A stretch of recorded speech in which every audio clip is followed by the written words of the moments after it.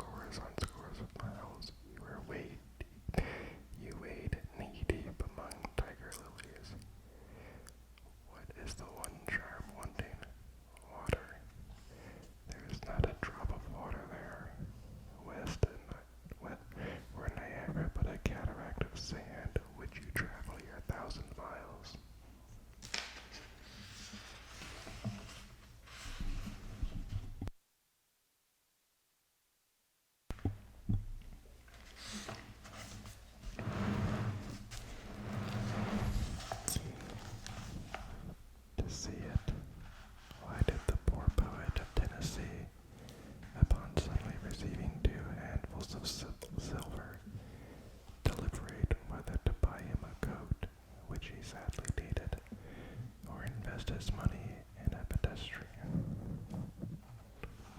trip to Rockaway Beach. Why is almost every robust, healthy boy with a robust, healthy soul in him at some time or other crazy to go to sea? Why, upon your first voyage as a passenger, did you yourself feel such a mystical vibration when first told that you and your ship were now out of sight of land?